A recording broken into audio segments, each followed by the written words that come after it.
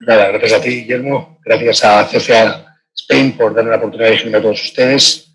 Gracias, Enrique, tiene mucho que ver en esto. Y bueno, como ha dicho Guillermo, voy a tratar de dar continuidad al que comentó Borja en la sesión anterior y dejar el toro en suerte para los que vienen después, ¿no? Y lo voy a tratar de hacer refiriéndome sobre todo a anécdotas y casos reales. Todos los casos que voy a contar son de base real, quizá un poco distorsionados por si a alguno se le va la imaginación y conoce al responsable, pero son todos reales y porque además creo que lo que más puede aportar yo un foro como este es la experiencia de todos estos años trabajando con familias en este tema, ¿no? Hay también base académica. Yo he preparado la presentación para que se pueda distribuir, si CFA quiere, me parecerá bien, y ahí veréis muchas referencias técnicas, es más, sobre alguna parte de deprisa, veréis referencias académicas, técnicas, todo lo que queráis. Voy a empezar, como dice, contando estas historias que tienen que ver con lo que os contó en su día Borja, que es la importancia de la diversificación. Y os voy a contar del año 2007, entonces yo trabajaba en BBVA, era responsable de la dirección de gestión de activos y banco ahí, y me invitaron a dar una conferencia a un seminario sobre de promotores inmobiliarios, ¿no? Y yo lo primero que pensé es qué hago yo dando una conferencia de promotores inmobiliarios. Tenemos una visión de gestión inmobiliaria, pero aquello se ve mucho más que yo, ¿no? Y uno de los chicos listos que trabajan, digo, háblales de la diversificación y cuéntales que el inmobiliario también tiene ciclos, que ellos piensan que el inmobiliario nunca baja. Entonces, efectivamente, documentamos varios ciclos en varios países y en España pusimos estos gráficos en estos círculos, ¿no? Era fácil ver que en España el número de viviendas visadas estaba altísimo, que lo que presumía la vivienda frente al PIB era muy alto y el número de viviendas era alto. Bueno, yo les conté una cosa simple, estos son listos, han hecho la promotora, han ganado 100, 150 millones de euros, lo van a multiplicar por 10, pero déjenme que les proponga una cosa, que lo van a multiplicar por 10, 150 y acabar con 1.500 millones, está muy bien, multipliquen por 10, 120 y acaben con 1.200 millones. Yo creo que entre 1.200 millones y 1.500 millones hay diferencia, pero para cómo uno vive no me lo puedo imaginar, pero no creo que cambie mucho. Pero entre 30 y 0 cambia muchísimo. Y esa sí es una diferencia. Bueno, salí del seminario, vino todo el mundo detrás, me llevaron de tarjetas, tal. ¿Cuántos llamaron? Pero 2 personas sí me hicieron caso, 2 grandes promotores inmobiliarios que hicieron esto y que eso les ha permitido después de tener el concurso de acreedores rehacer su vida, ¿no? Otro caso parecido me pasó, ahora sí podemos pasar, me había pasado antes, en el año 1999, trabajaba entonces en JP Morgan, en banco privado, y era responsable de las inversiones de todos los clientes que no eran norteamericanos. Me llamaron a la reunión en el 99, había un señor que había vendido su empresa por 9 dígitos en libras esterlinas, y yo a estas reuniones iba encantado. Bueno, te voy a contar la historia de la inversión, lo bien que invertimos. No tuve ningún interés, solo quería saber a qué tipo de interés y cuánto préstamo le dábamos. Porque él era listo, había vendido su empresa, ha dicho, yo he vendido una, voy a diversificar, voy a invertir en 5 o 6 y quiero un crédito para vivir, para mis gastos de vida con el colateral de lo que voy a invertir y tal. No han dado aquí nada, pues me fui a la reunión. Lo siguiente que supe de él cuando me iba a JP Morgan en 2002, me preguntaron, me llamaron tal. Este señor estaba teniendo grandes problemas para pagar el préstamo porque había invertido en 5 empresas, pero todas de Internet, que es lo que sabía. Y había pasado lo que recordáis todos que había pasado. No podía pagar, hacer frente a los créditos que había pedido. De nuevo, una diversificación mal hecha, ¿no? Y otro caso parecido que les voy a contar, este es un inversor, un empresario latinoamericano, listísimo, ahora es gran amigo mío. Yo lo conocí en 2011, había hecho una empresa, la había sacado a bolsa con su familia, tenía las ventas familiares, en 2007 decidieron sacar a bolsa, dijo, yo vendo mi parte, me segrego, además dijo, viene una recesión espectacular, este dinero lo voy a dejar aquí en cash, y efectivamente aceptó plenamente. Pero cuando yo lo conocí en 2011, él sigue diciendo, pero es que todavía falta la segunda recesión, el segundo crash, ¿vale? No había invertido nada. En 2014 seguía sin invertir nada, le empezaron a proponer invertir en empresas. Entonces empezó a invertir en empresas, también 6 o 7 empresas, una empresa de hoteles, otra de venta de retail, otra de restaurantes, todo ciclo consumo latinoamericano. Hoy, que es cliente nuestro, estamos ayudándole a renegociar sus deudas después de haber vendido su avión, haber vendido su barco, salvará los muebles, pero es una pena que habiendo cobrado $200 millones ahora esté pues todo por unos errores de diversificación. Entonces, cuando cuento estas historias, la gente me dice, bueno, es que, joder, qué mala suerte tuvieron. No fue mala suerte. De hecho, pasamos otra vez, por favor. De hecho, hay un papel que les recomiendo a todos ustedes, se llama Agony and Ecstasy, de un antiguo jefe mío, Mike Sembalest, no sé si alguno lo conoceréis. Es un tío muy bueno, tiene una research y tiene un papel, está en la web, se puede encontrar, que lo hizo la primera vez en el año 14, lo que va a actualizar con datos al 20, y ha cogido todas las empresas que desde 1980 han cotizado en el Russell 3000. Son varios miles. Y ha mirado cuántas de ellas han tenido lo que él llama un accidente catastrófico, o mi amigo Borja llama, que me gusta mucho, siniestro total. ¿Cuántas han tenido un siniestro total? Y él define el siniestro total como las que han caído más de un 70% y nunca han recuperado. El porcentaje es del 44%. Esto quiere decir que el 44% de las empresas en un periodo de 40 años, y muchas en menos, porque muchas no estaban entonces, tienen un siniestro total. También pasa en las grandes, porque desde el año 80 ha habido casi 500 empresas que han salido del Standard & Poor's por dificultades de negocio. O sea, casi 500. No, el Standard & Poor's estudia truco, porque tiene 500, pero se van renovando. No es que haya sido el 95% de las que han caído. Pero son muchas. Y esto pasa, si pasamos también en todos los sectores. No es un tema de un sector específico, ahí tenéis por sectores el mismo trabajo que ha hecho Sembalest. Y veis cómo, curiosamente, donde menos pasa es en utilities, pero hay algunos sectores con energía que ya pasan hasta el 65% de las veces. También se molestan en hacer cuántas de estas pruebas totales hacen un performance al índice. Casi el 70%. Es decir, que el 70% de la gente estaría mejor diversificando de una empresa y que el 45% tiene un siniestro total sigue concentrado. Yo diría más bien que lo que pasó es que dejaron de tener buena suerte, porque este mismo papel dice cuántos de ellos han hecho una performance superior al 500% del índice, que es lo que hace falta para ser millonario. Bueno, pues son muy pocas.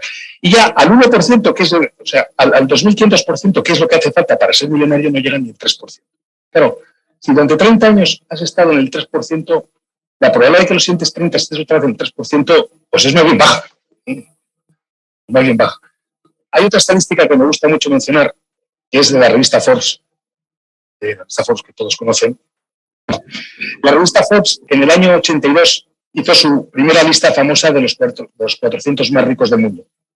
Había varios Rockefeller, había varios DuPont, había 14 o 15 de 3 o 4 familias, y cada año fue publicando lista. Pero en el año 2002 tuvieron curiosidad de decir cuántos de aquellos, primera lista del 82, quedan todavía.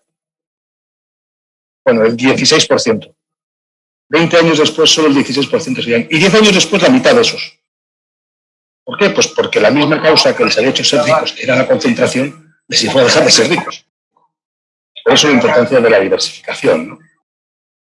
Hay otros muchos ejemplos, y compañías, he puesto unas cuantas que de la noche a la mañana quebraron, muchas las conocen, grandes, pequeñas, de un sector, de otro, compañías que tenían activos por 100.000 millones de dólares que de repente como Wellcome quebraron, ¿no?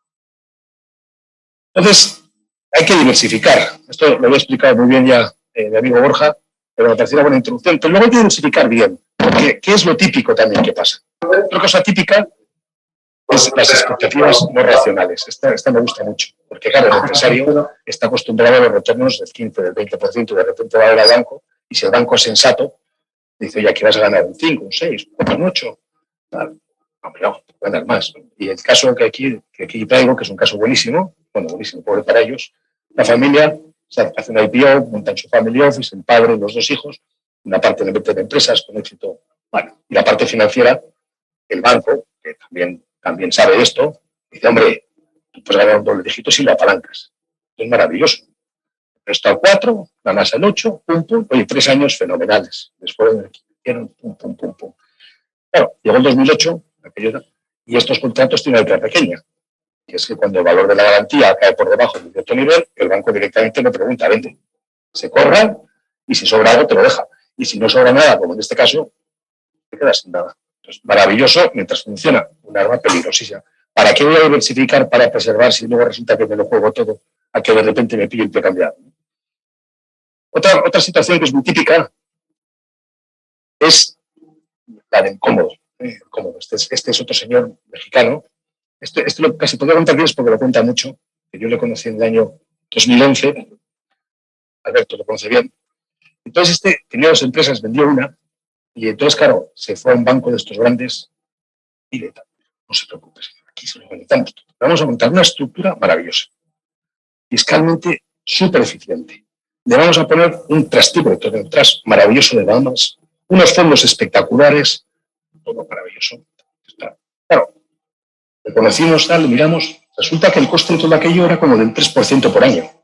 Fenomenal, la rentabilidad era más que dudosa. Claro, cuando le abrimos los ojos y le hicimos ver lo que estaba pagando, pues claro, el señor dijo, pues es que esto no tiene ningún sentido, ¿no? Eso sí, ¿cómo lo estaba? Hoy en día está mucho más contento con otra estructura que tiene, donde tiene proveedores distintos, según un asesor, un banco, todo separado, mucho más eficiente y mucho más económico. Otro caso típico es el que por ahorrar contrata al director de su oficina bancaria. Esto conozco a un presidente de banco que es lo que hizo. Claro, yo he sido, trabajo en banca, la gente, los directores de oficina son gente extraordinaria, pero hay que prepararlos para hacer una cosa distinta de la que hacían, porque un director de oficina vende préstamos, tarjetas de crédito, seguros, fondos de inversión, carteras de gestión. Y pues, está preparado. Bueno, ahora que veas, televisiones y tal, coches. Pero está bien. O sea, y si estudia y se prepara, puede ser un buen director de oficina, pero claro, hay que hacer esa fase intermedia que es importante. Claro, estos acaban pareciéndose todo al bar de pinchos que no hay de muchos contar.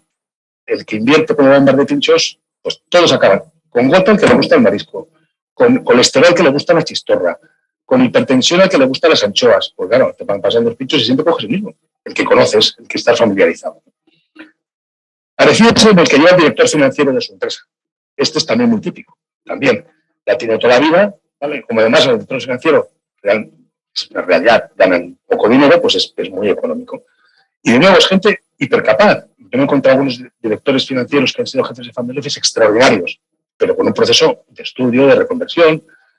Claro, aquí nos hemos encontrado alguna vez a directores financieros, estoy pensando en uno en concreto, de un señor que vendía una cadena de restaurante, que ese sí que era un bar de pinchos, porque claro, estaba acostumbrado al restaurante por los pinchos y chiflaba.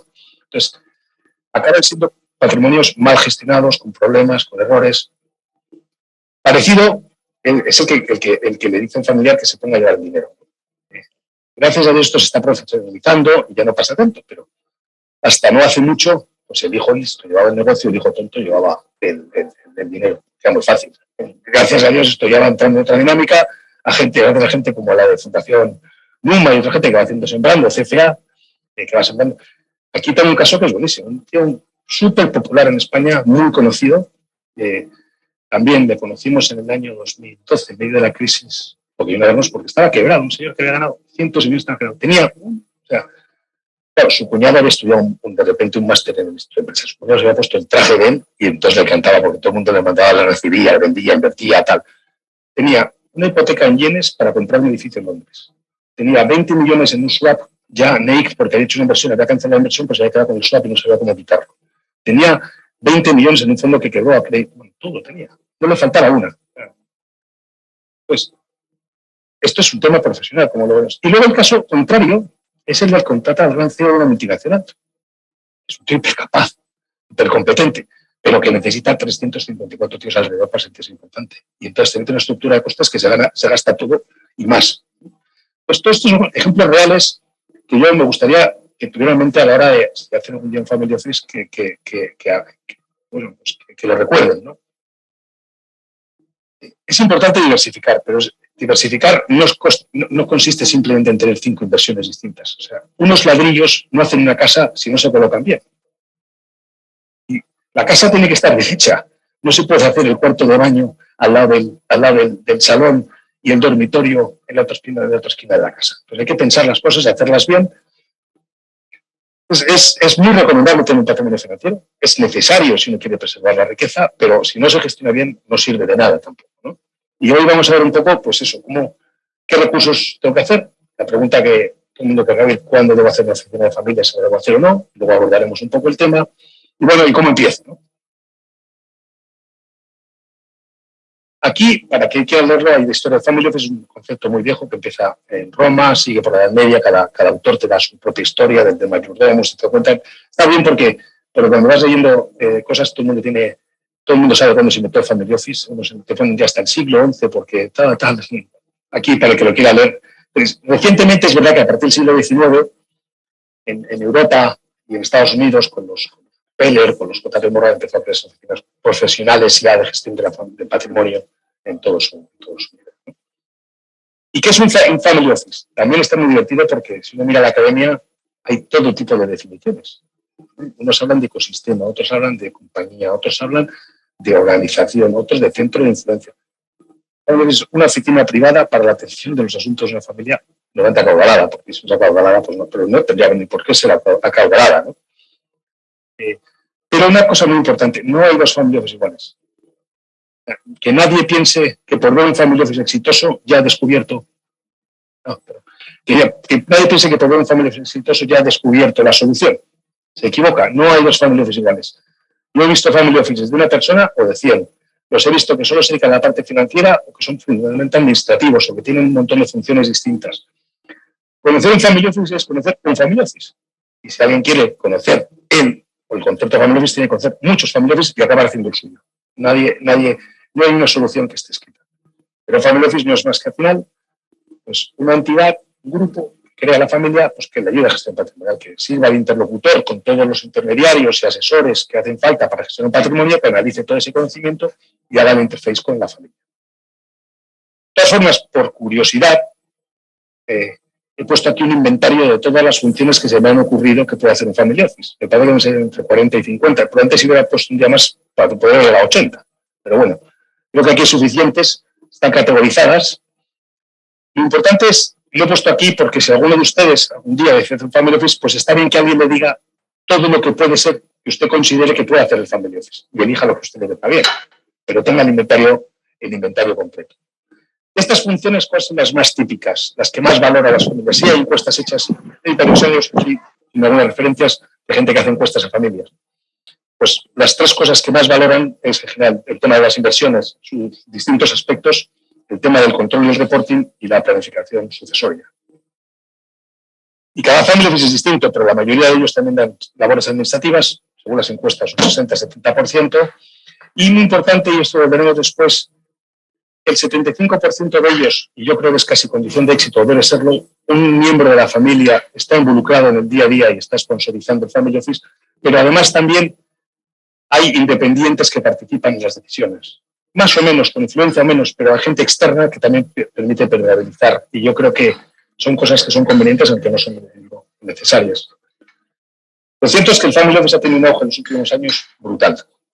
Aquí hay unas. Es muy difícil saber cuántos family office hay en el mundo porque no hay un registro. Porque un family office no es como un banco que tienes que tener una licencia, no es como una gestora. Entonces, y un family office hay gente que se llama family office, hay gente que se llama family office, como lo veremos, sin ser family office, que me gusta mucho, porque es un nombre muy bonito. Y es muy difícil saber cuántos family office hay en el mundo. Pero bueno, yo creo que aquí hay una encuesta, no sé de quién era, de Julius Baer, habla de 7.300. A mí me suena razonable y he visto otros muchos estudios que están por ahí. Pero lo importante es que ha pasado, en 10 o 12 años se multiplica por 7. Ha crecido muchísimo, mucho más que el número de millonarios o de billonarios, como digo, o incluso de la riqueza que tienen los millonarios, que se ha multiplicado por 2 más o menos. ¿Por qué crece tanto el concepto de family office frente a la riqueza o frente a los millonarios? Bueno, a mí se me ocurren varias razones. Bueno, primero, efectivamente, aunque los millonarios o los millonarios han crecido menos, han crecido mucho también. Y esa es una primera razón. La segunda es la sofisticación de los mercados financieros. Desde hace 50 años, 40 años, esta parte se han sofisticado un montón de sociedades por ahí por el mundo haciendo cosas raras, haciendo CDOs, hipotecas reversas, tal. Y al final, cuando el señor tiene que gestionar su dinero, pues se ve más complicado y necesita gente que es más experta, ¿no? Pero también alcanza mayor complejidad la estructura de las familias, ¿no? Nosotros tenemos clientes que el padre vive en México, el hijo en Estados Unidos y el sobrino o el nieto en España, ¿no? Entonces, esta propia sofisticación de las familias pues requiere más asesoramiento para gestionar el patrimonio, ¿no? También el propio estilo de vida. Hay familias que están en España, pero que tienen una casa en Estados Unidos, un barco en Bahamas, o que se van a veranear a una casa. También esto le complica mucho. Luego la regulación, los asuntos fiscales, legales, regulatorios se han complicado enormemente, cada vez es más difícil, hace falta más expertise y más conocimiento para gestionar el dinero. La filantropía también se ha sofisticado y las familias normalmente allegadas quieren hacer filantropía y eso también requiere un cierto conocimiento, expertise. Pero luego hay otras dos razones que a mí me gusta mucho explicar, ¿no? Una que es mi favorita es porque cada vez hay más conflictos de interés en la industria financiera. y cada vez la gente es más consciente de los conflictos que hay. Sobre todo a raíz de la crisis de 2008 primero y luego la de 2020, mucha gente se le abrió los ojos y se dio cuenta del conflicto que tenía la gente que le venía a asesorar, que no venía a asesorarle a ellos, sino utilizar su asesoramiento para venderles lo que ellos querían vender. Y además, lo que decía el laxo entorno regulatorio, pero en Family Office lo podemos crear cualquiera. Quitando Estados Unidos y Luxemburgo, que tiene una pequeña regulación para determinados extremos, es una entidad no regulada y por tanto es muy fácil de crear, ¿no? ¿Qué ventajas tiene? Pues todo el mundo las conoce, ¿no? La gestión de la riqueza familiar, es privado, es confidencial, porque es para mí, está hecho por lo tanto muy a medida, no tiene ningún conflicto de interés, porque aquí sí que van a recomendar lo que es mejor para mí, no tienen ningún beneficio más que satisfacer mis necesidades, se dedica precisamente a las necesidades de la familia, empieza a tener un cierto control de costes, lo que os contaba antes, pues hay ciertas sinergias y varios miembros familiares atendidos, como suele ser lo habitual, controla más a los proveedores, hay un cierto poder de compra, la gestión administrativa de los bienes de disfrute, de las actividades filantrópicas en un punto único de control, pero también tienen desventajas. Una primero que a mí me gusta marcar, que es la propia endogamia. Un family office normalmente no es una entidad que crezca y eso normalmente genera poca permeabilidad y eso además se agrava normalmente por la cultura del yes man que llaman los americanos, ¿no? Si yo solo tengo un jefe y lo único que me despida, a lo mejor es darle la razón siempre. Esto hay que saber manejarlo y hay family office lo maneja bien, algunos de ellos, pero otros tienen problemas. Luego hay que gestionar recursos humanos, claro. Si yo contrato a 8 personas, pues hay que motivarlos, despedirlos, darles sueldos, subir sueldos, despedir a otro, contratar a uno. Bueno, y eso es sin duda una complicación, ¿no? Todos los que trabajamos esto nos damos cuenta que la perspectiva que tiene el emprendedor cuando tiene 60 años, de la que tiene el hijo que tiene 40, la que tiene el nieto que tiene 20, no tiene que ver. El emprendedor empezó normalmente sin nada, sabe lo que tal, está muy convencido de lo que tiene. El hijo ya vivió una parte de la vida más austera, luego más acomodada, y el nieto ha nacido acomodado desde el principio. Y ahí se generan bastantes. Y luego las dinámicas familiares, ¿no? Esto de, cuando la gente se empieza a casar, empiezan a ver los políticos, empiezan a opinar, luego uno se separa, tal, no sé qué, pues también esto mete muchas veces muchos líos a las sociedades de familia, ¿no? Esto se arregla muchas veces sobrepagando, entonces para que no tenga líos, contrato a gente muy buena, y sin embargo le cuesta un dineral, y ese es el último componente que todo el mundo, cuando hay encuestas y le marcan, pues ¿cuánto tamaño tienen las oficinas de familia? Según a quien pregunten, aquí he puesto tres análisis extremos para que se vean, gente reputada. Von Bros-Harriman habla de que a partir de 100 millones tiene sentido, ¿no? Capgemini dice que 500 y Julius Baer dice que 1.000 millones. Bueno, pues la diferencia es enorme. Ahora veremos. Yo creo que lo importante es qué busca uno, qué necesita y partir de la propia necesidad. Sí podemos ver, y este es un dato objetivo, qué activos medios tienen las oficinas de familia que existen. Ciertas encuestas, porque como digo, no es un mercado fácil y transparente, pero podemos hablar, la mayoría de los estudios hablan entre 500 y 1.000 millones como cifra media, promedio. En este estudio de Wharton hablan de que un 30 de ellas tiene entre 100 y 500 millones, ninguna tiene por debajo de 100. El de US habla de 800 como patrimonio medio. ¿Cuánta gente empleamos? Pues también depende. Aquí hay máximos y mínimos por región, por actividades. En general, la mediana, está en 17 personas.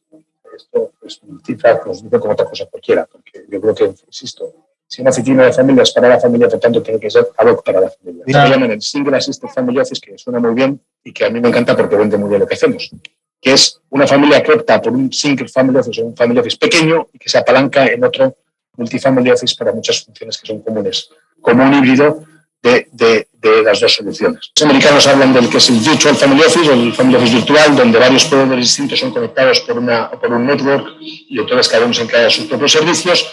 Y la última, mi favorita, la que está surgiendo ahora, que todos veis en expansión hace poco, que es CaixaBank lanza su Multifamily Office, Open Wealth. Pues las entidades financieras también han visto que aquí hay un mercado y están ofreciendo sus servicios. Este es uno de los slides más importantes de la negocio. Claro, Family Office, como he dicho antes, es un término amigable. La industria financiera tiene un problema reputacional grande hoy en día. Y sin embargo, el término Family Office es de los pocos que suenan bien, ¿no? Y que parece que todavía no hay ningún escándalo. el de arqueos, pero claro, incluso ahí, pero que se llama Family Office de arqueos, que me anda narices. Entonces, claro, como no está regulado, como todo el mundo puede utilizar un nombre, pues claro, y Family Office vende, ahora, ¿qué es para mí un Family Office de cualquier tipo? Si sigas esto, cultural. Pues lo más importante, lo que no puede faltar nunca es la independencia. La independencia, el asesoramiento y el criterio con el que se asesora a la familia. Este es el pilar. Luego habrá otras cosas que hacen falta. Sin esto, no empezamos a andar. La independencia, ¿cómo la miro? Como cuando usted hace género, ¿cuál es la prueba de algo? Luego si alguien es independiente o no. Lo primero, si tiene producto propio. Claro, si hay un señor que va a asesorar para venderme lo que él tiene, pues hombre, independiente no va a ser mucho. Pues Family Office con producto propio. Lo segundo es que la accionariado obviamente es independiente, pero claro, si mi dueño es un señor que tiene muchas cosas que vender, pues hombre, no sé a quién voy a servir yo. Lo tercero, y también muy importante, es a qué se dedica. Claro, si resulta que yo tengo un negocio que el 95% de mis ingresos vienen de que la gente compra y vende empresas y gana mucho dinero, cuando yo asesoro a la familia, ¿qué voy a tener en mente? ¿Qué quiero que haga? Si resulta que en una transacción, una compra-venta, me pago 35 años de mis honorarios. Lo cuarto es que solo el cliente tiene que ser su fuente de ingresos. Para esos family offices que viven de lo que le pagan los proveedores a los que le colocan, pues claro, no tiene mucha potencia. Estos, así también. De hecho, me llama la atención, pero si miráis las cuentas agregadas de los EAFIS, de los EAFs ahora se llaman, la CNV me parece que el 30%, el 25% de los ingresos todavía vienen de retrocesiones. Y esto solo que en teoría son asesores financieros independientes. Luego el sistema de remuneración también es muy importante. Que el sistema de remuneración no dependa del asesoramiento. Claro, si yo cobro más cuando asesoro por invertir en hedge funds que cuando asesoro por invertir en cuentas corrientes, pues seguramente tengo un cierto incentivo a llevar al cliente hacia los hedge funds, ¿no? ¿No? Y finalmente, tienes a gente que tenga capacidad de tener criterio propio y no generar negocio a otros para así tener el criterio, porque entonces también se convierten en esclavos de aquellos a los que lo tienen que dar. Yo esto, antes, si quiero contratar a alguien independiente, creo que es una buena guía que puede ser entonces para ello, ¿no? Bueno, con esto salen los multifamily offices, que en el fondo no es más que un family office para una familia que no quiere meterse en la complejidad de crear su estructura y en los costes que tiene, de compartir costes y que otro le gestione la estructura. También aquí en la historia, pues, han surgido mucho últimamente, pues bueno, cada autor pone su origen en unos de los Bessemer, otros en los Quant, otros en JP Morgan, incluso en House of Morgan, lo que sea, ¿no? Pero, ¿cuáles son las razones? Pues lo que he dicho. Es gente, es familias que no quieren renunciar a la independencia y la profesionalidad en el asesoramiento sin que por ello tener que buscarse la complejidad y los costes de tener tu propia oficina de familia. Y esto ha hecho, ahora veremos que han crecido muchísimo, ¿no? ¿Qué ventajas tiene? Pues el primero que he dicho, tener los costes. Claro, si una entidad como nosotros pues da servicio a 50 familias, pues evidentemente, aunque tengan un margen de negocio y como hay muchas actividades comunes, el coste para la familia es muy inferior, ¿no? Segundo, es de alguna forma la simplicidad. Claro, nosotros tenemos que gestionar recursos humanos, tenemos que pensamientos normalmente. Una familia individual tiene que hacer más esfuerzo para lograr el mismo nivel de conexiones y permeabilidad en la sociedad. Claro, tiene dos desventajas muy claras, clarísimas. La confidencialidad, una cosa es alguien que te hace los asuntos solo para ti, y aquí, sin duda, por mucho cuidado que tengamos, no hay esa confidencialidad, y lo importante, la personalización del servicio.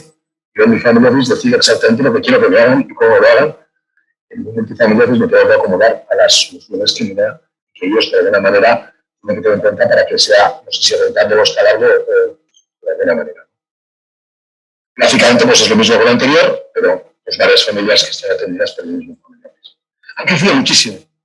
Difícil saber también las estadísticas. Yo diría, y es lo que he visto, que aproximadamente como pues, un quinto de los family offices ya son multifamily office y como un cuarto de los activos están gestionados por multifamily office. Yo creo que si el patrimonio medio de un family office está en 500 millones, el de un family office, el de un multifamily office está en 3.000. Hay quien dice que por menos de 3.000 no son rentables. Yo creo que sí. El testimonio, nosotros ya tenemos 3.000, pero de mucho menos de 3.000 también le damos rentables.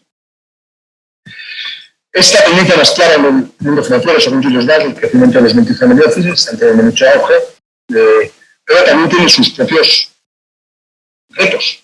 El primer reto es que cada vez hay más regulación, porque esto sí necesita regulación. Esto está llevando a costes, incremento de costes, está llevando a alteración. Bueno, en España habéis visto que hace poco pues Arcano se ha despedido del negocio de Family Office, porque, bueno, probablemente porque los costos de operarlo pues, sean extremadamente altos. Eso está viendo en todos los mercados, ¿no? Muy difícil y un reto importante para gente como nosotros multijugadores, dar servicios realmente personalizados. Y no es fácil. Nosotros, por ejemplo, somos 50 empleados para 50 familias. Si quieres dar un servicio muy a medida, y eso además requiere una cierta complejidad organizativa, porque no puedes estandarizar todo lo que haces y tiene su complejidad, ¿no? Pues sí es muy importante el proceso. Y esta es otra de las ideas claras que quiero dejarles aquí. Importa muy bien el cómo empiezo y cómo hago la reflexión. Una vez que yo tengo, que estoy convencido de que tengo lo que es conveniente que diversifique una parte de mi patrimonio, un patrimonio financiero, por las razones que hemos visto al principio, y que lo quiero hacer de una forma profesional, lo primero es huir de los bares de pinchos y de las soluciones precocinadas. ¿Vale? El señor hace el patrimonio, empiezan a pasar los pinchos y lo pinchos. O coge al director financiero que ya tenía y lo coloca ahí. Vamos a empezar de cero. Esta es una nueva actividad empresarial. Gestión de patrimonio financiero es una actividad empresarial en sí mismo y requiere empezar de cero. Si el señor empieza una nueva empresa, primero hace un plan estratégico, pues hagamos lo mismo. Pues pensemos primero cuál es la misión del patrimonio financiero, qué quiero conseguir, qué tengo, para qué lo tengo, para quién lo tengo, dónde quiero llegar, cómo mediré el éxito dentro de 10, 15 años, cuál es mi objetivo. Y en función de eso, y cuando eso lo tengo claro y ya es complicado, hay que ver qué otros objetivos de cohesión familiar, hay que ver qué quiero llegar, qué temas fiscales tengo, entender bien mi situación y dónde me quiero mover. Solo he hecho eso después de una fase de buscar ayuda. Pero, hoy en día hay mucha literatura al respecto, hay muchos cursos de formación, hay expertos, hay que pedir consejo. Yo también recomiendo ir a ver a otros family offices que cuenten lo que han hecho, su experiencia, que lo compartan. Cuando comentabas tú el roadshow que hiciste con no sé cuántos family offices, aprendes, no es para copiar ninguno, pero sí es para aprender de todos ellos. También es muy importante hablar con expertos del mercado, pero tener cuidado siempre con quién está hablando, claro. Si está enfrente tiene interés, pues para llevarle por su propio interés, claro, lógicamente, ¿no? Aprende a decir que no, esto también es muy importante, la frase te la copio a ti, hay que saber decir que no, porque no podemos hacer todo. La oficina de familia, claro, si hemos visto 45 o 50 cosas que hacer, como que vamos a hacerlo todo, esto es un desastre, esto no es que sea caro, es que va a ser un desastre. Es como una empresa que quiere fabricar coches, vender bombillas, hacer sillas, vender ordenadores. Tienes que tener un orden en lo que quieres hacer, ¿no? Y muy importante, hay que escribir la aceptación general y aceptación general de la familia de cuál es la misión, los valores, las mejores prácticas. Si después de esa reflexión la conclusión es que queremos hacer una oficina de familia, pues además hay que pensar en estas cosas. Insisto, qué misión, qué alcance tiene la oficina de familia. Muy recomendable separarla de la oficina del negocio familiar, y esto es un tema de madurez, es otro negocio distinto. Si lo que quiero es diversificar, lo que tengo que hacer es separarlo. Yo también me gusta mucho decir a los empresarios que no entienden, y no trabajen con los nuevos bancos que financian a la empresa, porque el gran error es poner el patrimonio que quiero diversificar, como así me ahorro 20 pipos en el préstamo, pongo mi patrimonio, primero esos 20 pipos me los van a cobrar con creces. Y segundo, el día que tenga un problema, no va a haber ninguna solución que no pase porque mi dinero que está en el banco, que el banco sabe lo que tengo, se ponga ya a riesgo también. Entonces, sí, mantengan distancia del negocio de la empresa familiar, ¿no? Es muy importante que uno de los miembros de la familia se involucre, tome ownership, sponsorice, la oficina de familia sea responsable. Pero también es muy importante que todos los demás lo entiendan, que haya transparencia con todos y también que esto evite el nepotismo. O sea, una oficina de familia no es un sitio para colocar a mis hijos ni a mis sobrinos. Es una gestión profesional y hay que hacerlo bien. Insisto, tiene que haber mucha transparencia, la supervisión. Todas las personas que son gestionadas por la oficina de familia tienen que tener suficiente formación para entender lo que la oficina de familia hace para dar la supervisión. Esto requiere esfuerzo, hay que formarse y es importante. Tiene que haber mucha transparencia, distinto nivel familiar de esa transparencia, pero no puede haber ocultación de información a nadie. Tiene que ser gestionada por personas de mucha confianza. Hay que poner muy claras las reglas de los gobiernos, quién toma las decisiones, en qué foros. Los comités son buenos si están bien hechos. Si están mal hechos, no sirven para perder el tiempo. Tiene que tener orden del día, tiene que estar muy abierta, como he dicho, es una entidad poco permeable, por tanto tiene que ser muy abierta a la autocrítica, a escuchar a tener foros de participación, foros de escucha, a cuestionarse continuamente lo que están haciendo, insisto, y muy transparente hacia la familia. Muy importante regular las relaciones entre la oficina y la familia, donde empieza cada uno, donde acaba cada uno. Un código de conducta, me gustó mucho la cosa que me dijiste tú el otro día, es que excluye a los miembros de la familia que acepten regalos de una institución financiera. Me pareció brillante, no he oído nunca. Pero efectivamente, cuando una institución financiera te regala un viaje a París para ver Roland Garros, piensa lo que te están cobrando. Muy fácil. Y sobre todo familias que pueden pagar el viaje a París, porque si no pudieras pagarlo, pues hombre, a lo mejor. Pero es muchísimo más barato pagar tu viaje que te lo regale X. También, lo que hemos dicho antes, no hay que convertirse en gestor de lo que uno no es. Estoy también cansado de las oficinas de familia que de repente, con esta historia de hablar de pinchos, le ofrecen invertir en los pistachos de la finca del amigo, en las 4 licencias de Cabify. Lo que tienen y saben gestionarlo. No. Es mucho mejor, mucho más inteligente. Si quieres invertir eso, oye, ¿tú sabes de esto? Pues oye, yo te doy el dinero, tú lo inviertes y me fío de ti. Y es una buena compañía, mucho más eficaz, mucho mejor, ¿no? Un diálogo abierto, he dicho antes, otros family offices, el diálogo, el intercambio de información beneficia a los dos, y además con sinceridad y suele ser muy abierto. Keep it simple, esto yo recuerdo siempre cuando yo entré en JP Morgan, el chairman se llamaba Dennis Weberstein, y nos dio un manager Wall Street, una cosa así, fancy, un programa maravilloso y tal. Cuando alguien me trae una idea, si en 2 minutos no la entiendo, la tiro a la basura. Y este es un gran consejo que también pueden tener siempre en mente. Cuando no se entienden las cosas, mejor no meterse. Tratar de buscar cuáles son las mejores prácticas, a estar en foros, de estar en diálogo permanente con la gente, estar abierto. Y luego, pues claro, muy complicado. No hay un criterio único de medida para saber el éxito de Family Office. El único es la satisfacción de la familia, pero no hay un indicador que podamos meter ni en performance, no existe. Entonces, creen su propio sistema de medición y de realización para saber si se encuentra. Esto se hace en un Family Office. Pero si no, en todo caso, y van a gestión de patrimonio, escriban su lista de buenas prácticas, sus principios, sus valores. Aquí he puesto algunos consejos, no sé cómo vamos de tiempo. ¿Me quedan 5 minutos? ¿O no? ¿O ya nos hemos pasado? Bueno, pues si no voy muy rápido. Bueno, lo que hemos dicho, escriban un plan estratégico, ¿vale? Otro error común. El criterio fiscal nunca es el primer criterio de inversión. Maximizar la rentabilidad financiera fiscal está muy bien, pero invertir para ahorrarse impuestos, yo he visto mucho más errores que aciertos. Esta gente que cuando había impuesto de reinvertía rápidamente antes de los 6 meses o 9 meses para no pagar, se pegaba unas piñas después espectaculares. No, oye, yo, la verdad, prefiero ganar y pagar impuestos que no pagarlos por haber perdido. Es algo que a la gente le cuesta, parece mentira. Otro tema es la simplicidad, ya lo hemos visto. También escribir normas de concentración, porque si no, la inercia te lleva a equivocarte después. La diversificación es el único free lunch que existe en este mundo, pero es muy importante porque nos contaba el cliente latinoamericano. No, yo me acuerdo cuando, después de invertir en las empresas, me cogió y me llevó, me dijo, a verlas conmigo, tal. Los aviones, los helicópteros, íbamos a otro. Salí y le dije, ¿esto qué te parece? Estos son geniales. Tienes 2 tipos. Me equivoqué. Dije, tienes 2 tipos.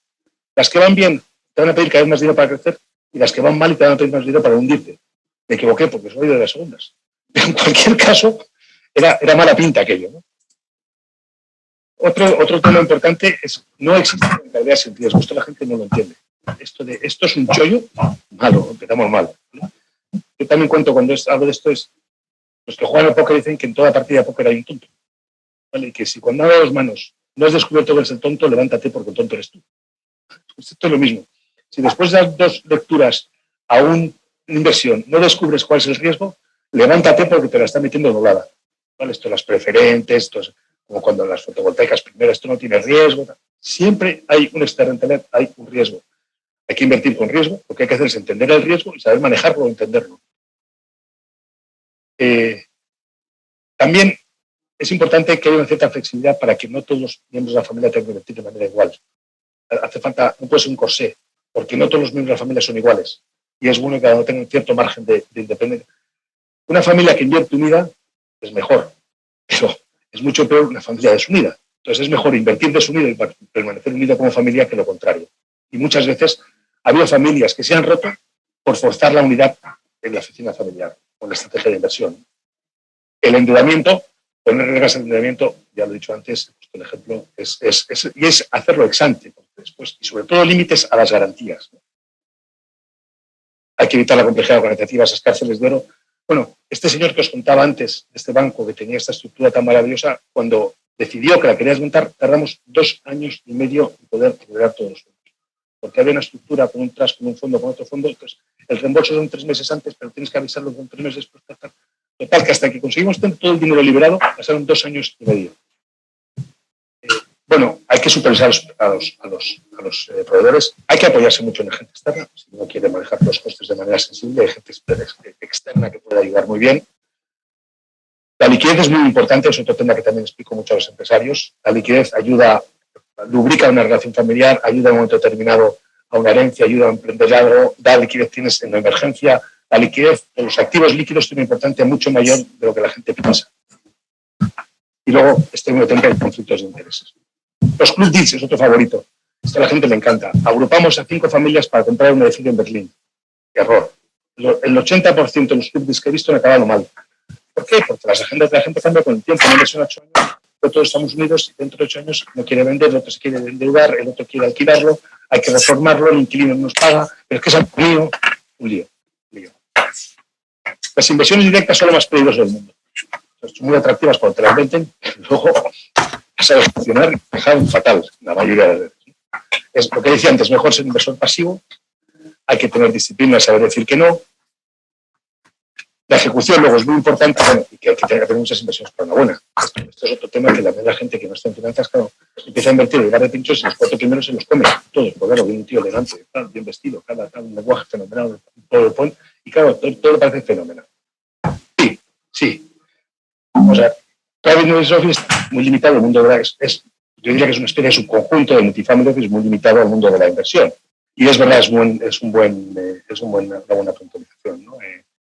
Private Office también como tal es un concepto más hace menos años, y ahora los hay privados y los hay incluso multi-private investment office, que también está muy bien, también ayuda mucho.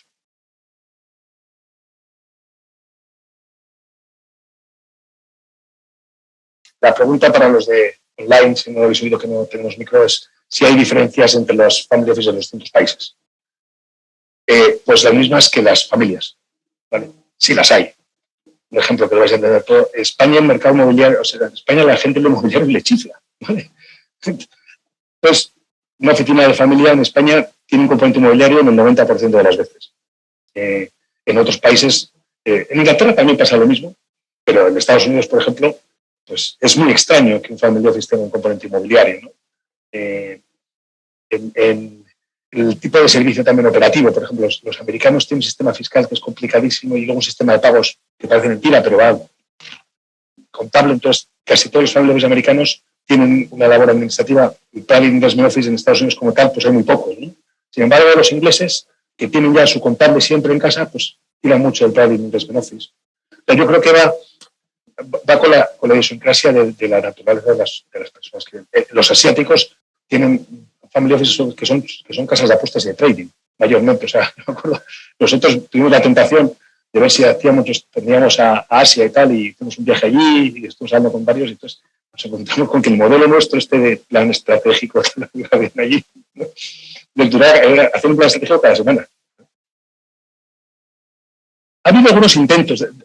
Estados Unidos sí ha regulado el family office a partir de un determinado nivel de personas, aunque sean de tu familia, de un determinado volumen. No recuerdo las cifras. Y es razonablemente pequeño, ¿eh? O sea, en Estados Unidos, un family office, aunque sea de una sola familia, si sirva más de 7 miembros, por ejemplo, y $200 millones, tiene que tener una licencia regulada. Pero no es una licencia de family office. Es una licencia de investment advisor o de broker o de tal, ¿no? Luxemburgo ha intentado, no sé si al final lo ha aprobado o no, estaba en conversaciones para exigir que quien se llamara Family Office pudiera tener una de varias licencias, pero cumpliera una serie de requisitos, ¿vale? Pues no sé, independencia o tal, que yo creo que ese sería lo que yo haría, ¿vale? O sea, yo creo que el Family Office como tal, buscar una licencia regulatoria que se aplique a Family Office es complicado porque cada Family Office es distinto y no es gestor de fondos, o no es un broker, o no es una agencia de pero sí lo que haría es exigir que todo el que utilice la denominación de Family Office cumpla determinados requisitos, que es la prueba del algodón que os he dicho, ¿no? Para evitar que se abuse de un nombre familiar y acaben estropeando el nombre y tengamos que inventar nosotros, que es lo que acabará pasando. Dentro de poco tendremos que pensar otro nombre que no sea Family Office y nos tendremos que llamar. La pregunta, de nuevo para los de online, que no sé, es qué figura regulatoria se acopla mejor al Family Office, de alguna manera. Yo aquí diferenciaría por jurisdicciones y por tipología. O sea, un Family Office unifamiliar, una SL es suficiente, no necesitas más complejidad, ¿vale? Si te limitas a tu ámbito familiar, ¿vale? Y si no empiezas a tener ya múltiples generaciones. Y luego a partir de ahí, cada país, claro, como te tienes que amoldar a la regulación que existe, ¿no? En Estados Unidos normalmente, aunque hay algunos que tienen licencia de broker, ¿vale? La mayoría son Independent Financial Advisors, IFAs. En Inglaterra, la mayoría son Financial Advisors también. En España, pues hay un problema, porque el EAF es una figura que no permite ningún tipo de delegación y que no puede ejecutar nunca, no puede ni siquiera recoger las órdenes del cliente. Entonces, es una figura que es común en algunos multifamiliares, pero que para otros muchos se queda corta, ¿no? Y entonces, si pasas de ahí, ya no existe más que agente de valores, sociedad de valores, banco, sociedad gestora, ¿no? Hay divergencia. Nosotros en su día optamos por la sociedad gestora. Claro, es contradictorio. Nosotros decimos que somos asesores, no gestores. Resulta que la licencia que tenemos es de gestores. No nos gusta, pero por lo menos tiene un componente fiduciario, ¿no? La gestora tiene un componente más de obligación fiduciaria y de actuar en mejor interés del cliente, mientras que lo que son intermediarios, como las agencias sociales de valores, pues su naturaleza es la de intermediar, la de comprar y vender al cliente, ¿no? Y nos parecía que distorsionaba más el concepto de comprar, de negociar con quien quieres asesorar, que el de aparecer como gestor. Depende, ¿no? Y ahora, no sé, la Caixa, la verdad es que no sé OpenWealth qué figura le ha dado. No lo he mirado. Sí, sin duda, sin duda. Algunas están por aquí puestas. Unas, primero, es no esconder los trapos sucios, ¿vale? O sea, es mejor hablarlo, buscar el foro, y cuanto menos sucio está el trapo, mejor se lava. Una vez que se pone muy mal, ya a veces tiene poca solución. Segundo es entender que es mejor la unidad familiar que forzar las reglas. Yo tengo un caso de una familia que también conocemos, segunda generación, 2 primos y 2 primos, tenían todos un family office común y de repente pues, se casa el último, su mujer, o en el caso de su marido, que empieza a intervenir mucho, empieza a tener discrepancias y después de muchas reuniones decidieron juntar 3 y 1. O sea, uno de los primos se juntó con los 2 otros primos y el otro se separó y desde entonces vuelven a hacer juntos en Navidad, y hubo una época en que lo tuvieron que haber dejado. Entonces, una cierta flexibilidad. O sea, la inversión conjunta da beneficios si eso no rompe la familia. Entonces, ser flexibles. Por eso también creo que es conveniente dejar ciertas áreas, aunque sea dentro de la estructura familiar o del family office, pues que hay una cierta independencia de determinadas formas de invertir en algunas partes del patrimonio. Y luego, otra cosa muy importante es que todos los miembros de la familia estén involucrados, se crean lo que hay, participen. Hay una responsabilidad. Y vengo a ver a otros señores esta mañana que mucho dinero, tengo 3 hijos, no me preocupa, tal. No, sí te preocupa, porque tus hijos un día van a ser gestores de este patrimonio y tienes una responsabilidad frente a la sociedad, frente a ellos, de formarles para que lo puedan gestionar y si no gestionar, supervisar. Entonces, todos los miembros de la familia tienen que tener interés en estar involucrados. Si alguno no lo tiene, yo empezaría a preocuparme. Y yo creo que nos vamos a por las Coca-Colas, ¿no?